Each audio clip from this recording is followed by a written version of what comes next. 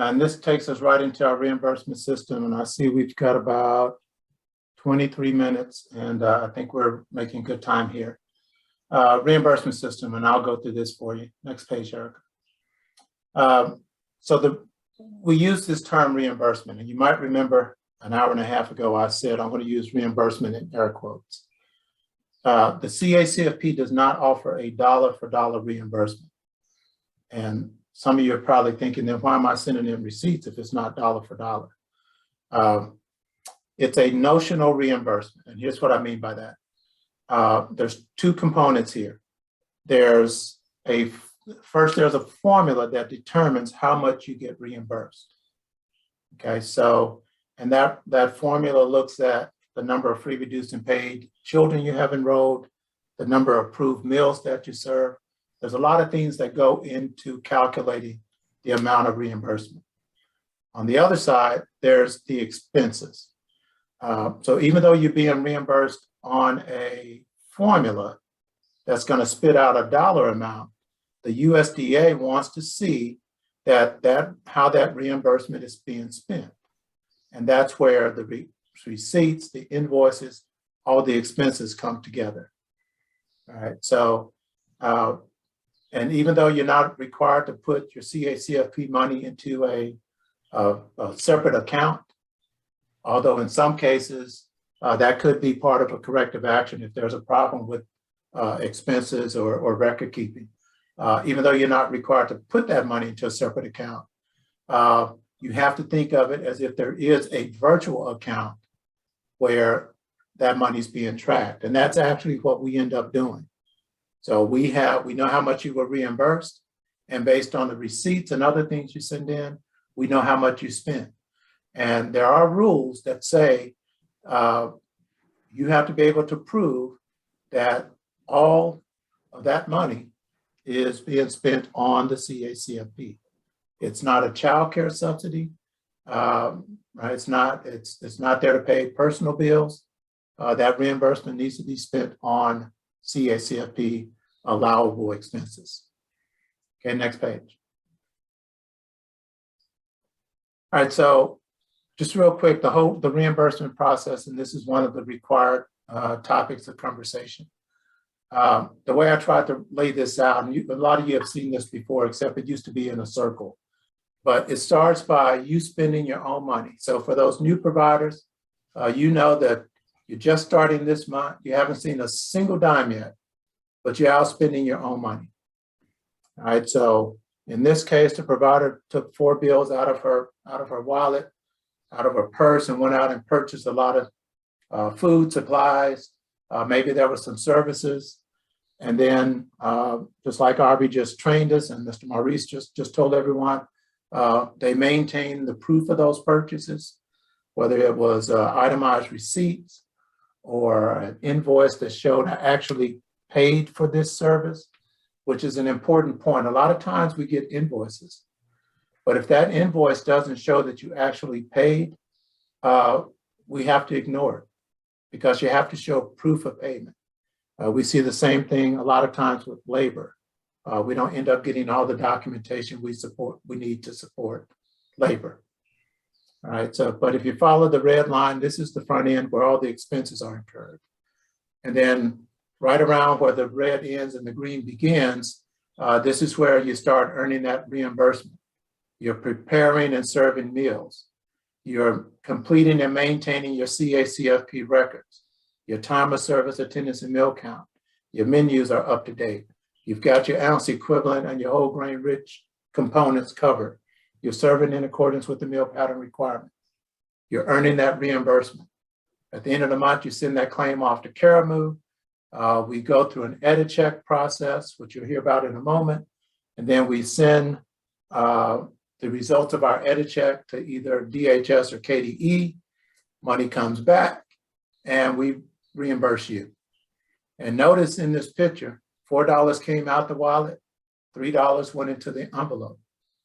And this is because in this case, you spent more than the reimbursement formula gave back to you. And there's going to be months where you're going to spend more than you get reimbursed. And there's going to be months where you're going to get reimbursed more than you spend. And our responsibility as a sponsor and your responsibility is to track that. Go to the next page. All right, so again, I talked about the virtual account. All right, so even though you're not putting everything in one bank account that's called CACFP, there is this virtual account, and it's called a nonprofit food service account.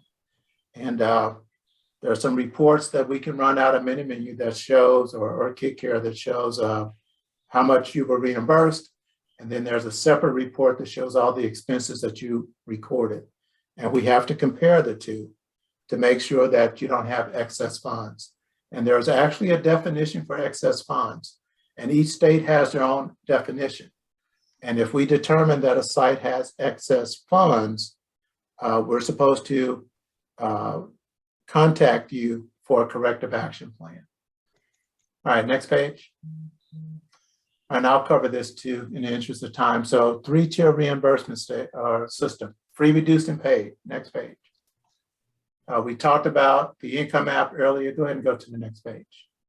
So when you submit that income app and or the joint enrollment form, based on whether the child has a Family First, a food stamp case number, or a what's the number, KTAP number in Kentucky. If they have any of those and the form is properly filled out, that child goes into the free category, which means you get reimbursed at the free rate. If the child doesn't have any of those items and the parent has to report income, that income could qualify them for either the free, reduced, or paid category. If there's no income app at all, if there's only an enrollment and no income app, you'll get reimbursed in the paid category. If you have a child who's free, but this is in the old days when we had a separate enrollment and separate income app. If that income app was free, but the enrollment expired, you end up getting denied for that child's meals, or in some cases, you end up getting reimbursed at the paid rate. It varies just a little bit based on the type of site.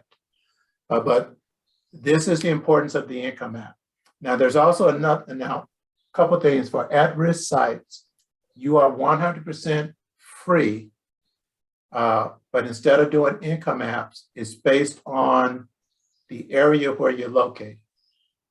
So, and all of our at-risk sites are in a school zone where at least 50% of the children are in the free category.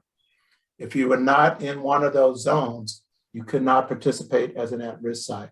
But this is why you're not doing income apps. Your participation is based on area eligibility. But for traditional centers, it's all based on that income app. Now, we have a few nonprofit centers on our program, but a majority of our centers are for-profit. If you are a for-profit center, and I think Tawana touched on this earlier, at least 25% of the children in your care each month must be free or reduced in order for us to process your claim. So what this means is if your free and reduced percentage drops to 24%, we can't do anything with your claim because you don't qualify. So, and we have a lot of people who hover right around that 25%. So we know who they are. We work with them to get income apps and enrollments renewed because they're always hovering right above the line, and it's a challenge. And it's because of the areas where they're located. They just don't have a lot of children that qualify for free and reduced because of parents' income. Now we have others that at times are 90, 95, 100% free, but then they don't renew their income apps and enrollments. And that 90, 95% starts to drop real quickly down to 25% and then 24% and no claim. So as we're doing our enrollment and income app renewals, make sure you're keeping up with those because it has a direct impact on your reimbursement. All right, and then last thing I'll add here, these are the rates that were valid through June 30th of this year. We are expecting the new rates any day now. So the rates renew every July 1st. But as of today's meeting, we have not seen the new rates yet. Although in a moment, I'll give you some information about what we expect to see in the new rates.